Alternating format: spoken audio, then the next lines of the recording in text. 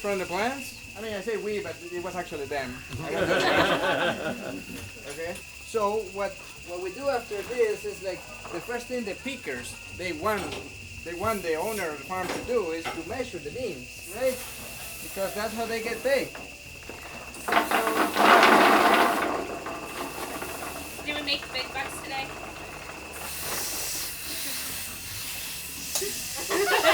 He's like, no, you did not.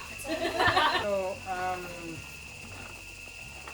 this is called cajuela, right? The measure that where I'm putting coffee in, it's called cajuela. So how much do you think we get paid to pick one of those? I mean, to pick that much amount. 10 cents a pound. $5. 15 cents a pound. $5? He said $5. Five? Would you do it for $5? No. 20? No. 20, somebody said 20. Okay, how much did you guys pick? Like one of those today? No. No, right? No. Barely half, right? Yeah. We are at the last of the harvest. What you're gonna see is the last of the harvest actually. So harvest goes from November, December, a little bit of January. We're almost done this year. It was very quick, so we're done. So coffee pickers get paid $2 for one of those. But yes, they are fast enough that sometimes they get like 10 in a single day. I mean, starting 6 a.m. and going to 4 p.m. or so. So they get around 10. And then it just goes, the seeds inside, they just go off. And this is practically what we do here on this machine. The two seeds would go off. The pulp would come over here. And there is a fruity part in between that we will see it on this area over here. And then the seeds inside, which is still protected by a husk. It's kind of a yellow husk. And you saw it as we were walking through there. So for the ones who didn't see yet the whole drying thing, you're gonna see it after we run the machine. And then those seeds inside are the ones that we dry. And that's how we store the coffee over here, because we are in a coffee farm with a yellow husk. And then the yellow husk still needs to be removed to get to the green beans that everybody knows before roasting, right? And then those green beans are the ones which are roasted. And we do, of course, we do this 3 months a year. I mean, like a year cycle.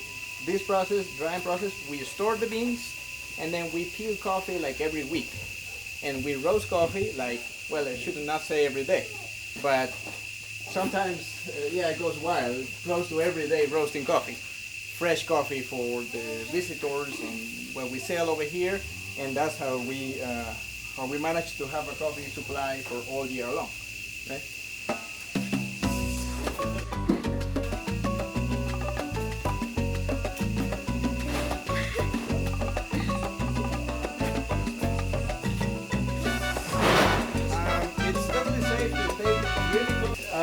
The machine is mainly mechanical, right? So the first part is the depulper, but still use a little bit of water in the area where the fruit actually comes off the seeds.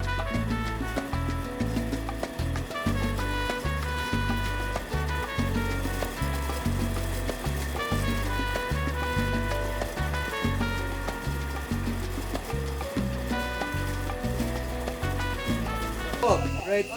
We can dehydrate it. If we dehydrate it, we can then use it as a primary, kind of a primary mixture with, it could be flour, it could be tea, it could be primary product for example, marmalade. All of those things, because this is, can you guess where the majority of the nutrients are? In the peel. Not even in the fruit, in the peel.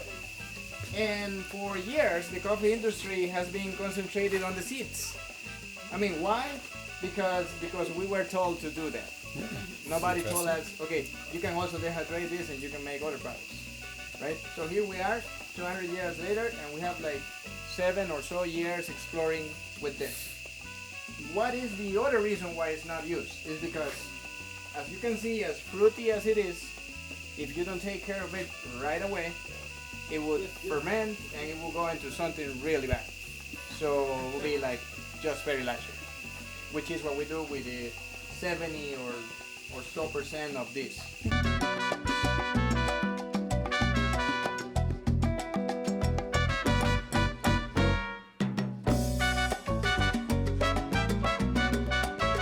Observation on that. Then there are many ways of brewing coffee. Like right here, there's the French press, there's the AeroPress, the Italian, the Vietnamese V60, there's the Chemex Bandola. There are so many ways of making coffee. To be honest, the best doesn't exist for me. Do you believe in perfection? See. See? Okay.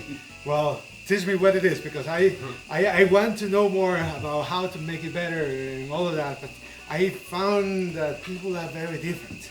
And what I think is the best for me is somebody else's worst coffee. So the best coffee in my mind, I kind of don't see it anymore. I see just differences. Yeah. So the same way in making coffee, there can be differences.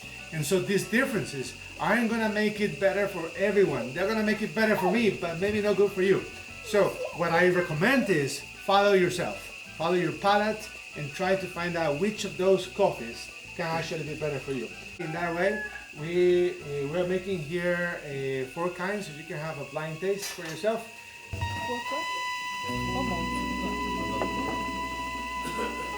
These are the 4 kinds. Can you? So when you eat it together, you combine the flavors. Remember, in our tongue, there's only 5 flavors we feel: bitter, sweet, acid, salty, and umami.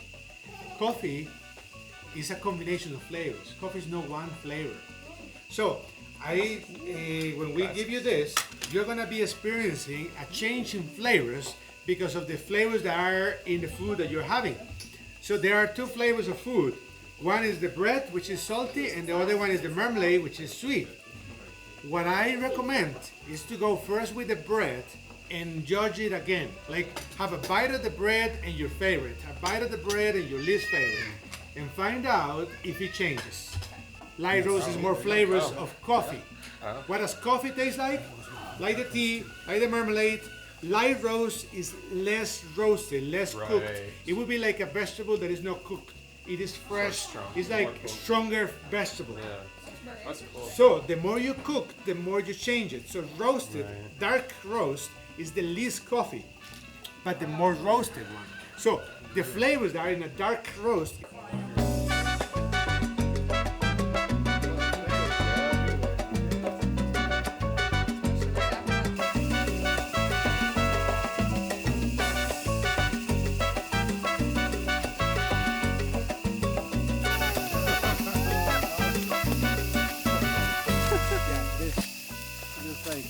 It's just a shell. It's just a shell. Okay.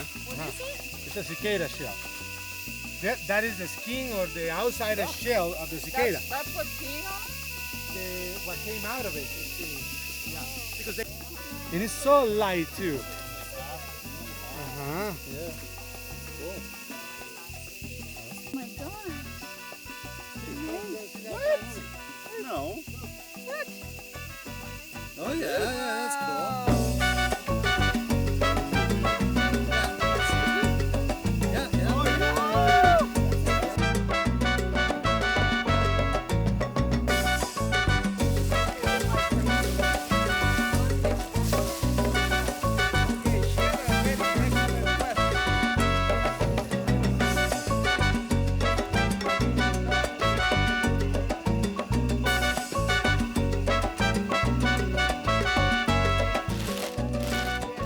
Dehydrated pulp.